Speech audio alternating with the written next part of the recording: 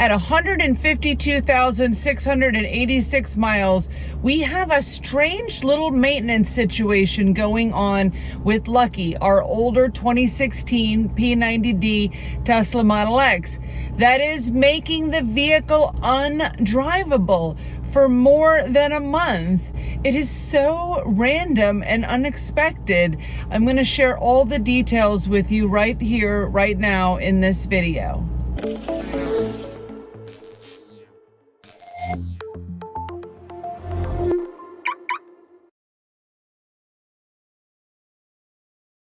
Welcome back to TesLUCKY, the YouTube channel where you can follow the adventures of Lucky, the Tesla Model X, and Karma, the Tesla Model Y. So now the adventures of Lucky, the Tesla Model X, have come to a screeching halt because of this necessary maintenance that I'm going to tell you about today. Really took me by surprise.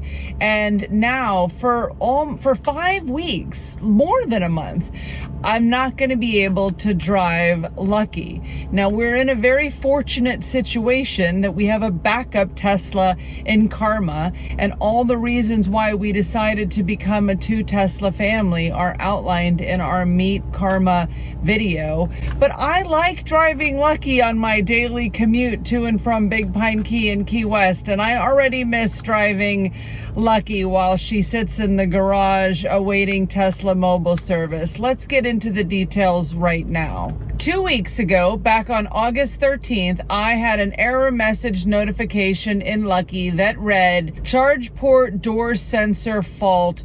Charge port may not operate as expected." Now, I had seen this 1 or 2 times prior to the 13th, but I had hoped that it was a fluke and that it would just go away. But unfortunately, this situation did not go away, or we wouldn't be making this video now, would we? So here's what was going on.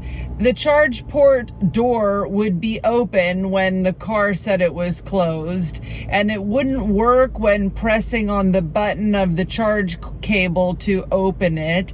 And then sometimes it would say that it was closed when it was open. It was just doing a bunch of random things.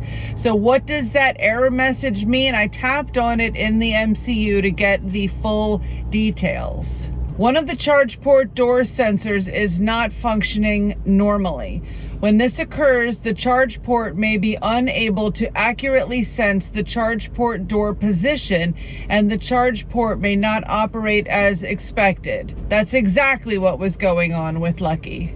Exactly. The charge port latch may intermittently remain engaged when the charge port door is opened, and the charge port light may illuminate only intermittently when the charge port door is opened. I don't even actually know what that means. Maybe that happened with us, maybe it didn't. What to do? Try closing the charge port door and then opening it again. I guess that's sort of the equivalent of like ignoring the problem and hoping it goes away. So the only way I was able to get the charge port door open and closed was the old-fashioned way, using my fingers, touching the screen on the MCU in Lucky to do that function. I went into the Tesla app on my phone and I scheduled the first available Tesla mobile service appointment, which was 5 weeks later on September 18th. And then I got the quote for doing this maintenance work, and it was a lot more than I expected. The quote was for $484.83. I actually sent Tesla a message because the quote is to replace the entire charge port door. And I'm like, well, why can't you just replace the sensor? But it doesn't actually work that way. They told me that the sensor is like included in the door and there's no way to like just replace the sensor. I was actually really disappointed to learn that, because when I hear that it's like just a sensor broken, like to me that sounds like it should be a more minor, like less expensive repair. Like just change the sensor. Like what's a sensor, like $60 or something? No, we have to change the whole charge port door.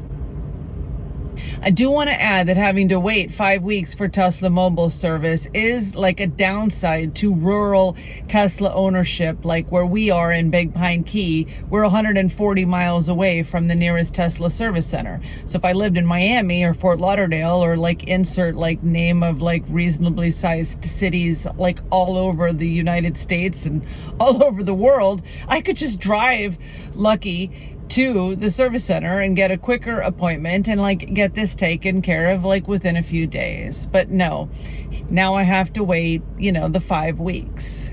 At first, I decided to just live with it. Like, it's a little minor inconvenience. Maybe it wasn't really worth like spending all this money on, and I could just, open the charge port door by tapping on the MCU. Like, not a big deal, right? Well, then I noticed something else that needs maintenance attention with Lucky. And on August 17th, just a couple days later, I noticed that the driver's side door had like weather stripping loose. And, I was just like, maybe this is a sign that I should just bite the bullet and like go ahead and like approve that estimate for the charge port door replacement and get both of these things done at once. I don't want the loose weather stripping. I don't want there to be like, any chance for like air to escape, like water to get in the vehicle. Like, that just didn't seem like a good idea. So 2 days later, on August 18th, I got the quote for the work updated from Tesla to include both of these like small random maintenance items. And now the new quote is $626.19. I still decided to sleep on that for a couple of days. I was like, do I really need to spend this money on Lucky right now?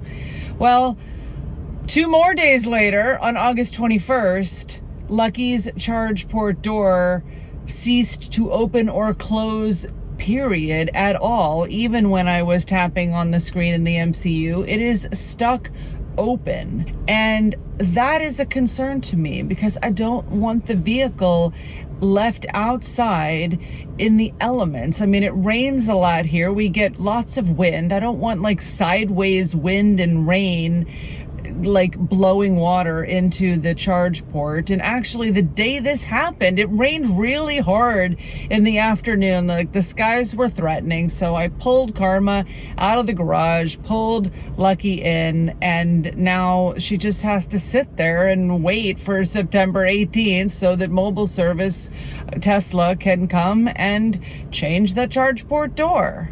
And I don't want to like manually close that door, the little charge port door. Like, I don't know why, because if I break it, like, they're coming to fix it anyway. But I just don't want to like force it, and nothing I can do will get that closed. And then what if it gets stuck in the closed position and then I can't charge the vehicle at all? Fortunately, Lucky's at 85% state of charge, so I don't really have to worry about it, and I'm not going to be driving her. But still, like, it's all just so weird that I can't drive my car because of that little door and that little sensor inside the door. I just can't believe it. Before we go any further with this story, I want to give a shout out to the newest TesLUCKY channel member, Melissa Dixon. Thank you so much for watching TesLUCKY, Melissa, leaving us nice comments, and now becoming a channel member. We're so excited to have you here, part of the TesLUCKY community. I know you drive a brand new 2024 long-range Model Y that you got back in April. You posted such a nice comment for us saying that you've been learning a lot from watching TesLUCKY, and we're just so pleased that you're here, and welcome to the Tesla family. So these are the reasons why I consider Lucky to be undrivable. Do you agree? Would you drive your Tesla if the charge port door couldn't close and it was going to be like a month, 5 weeks before they could fix it? What would you do? So right now, our backup Tesla Karma is on daily duty 7 days a week, going to and from Key West. We're very, very fortunate that we have this option. And, it's been 5 months since we bought Karma. I really love both the Model X and the Model Y. For road tripping, the Model Y was like amazing this past summer. And then this past weekend, we just drove up to Miami for 2 days to go to a couple of baseball games. And the 304-mile range on Karma and the faster battery like made such a difference for the weekend. So I actually like drove an hour from Big Pine Key to Key West, and then drove to Miami, and then drove all around Miami and came back, and I only had to go to the superchargers once. It was it's a really convenient experience for us having Karma to do that type of driving and just having Lucky go to and from Big Pine Key and Key West. So in the meantime, Lucky's in the garage, Karma's in the driveway. Oh, and check out Karma's new vanity plate. Car Mama. We've got 23 days to wait until Lucky can get fixed.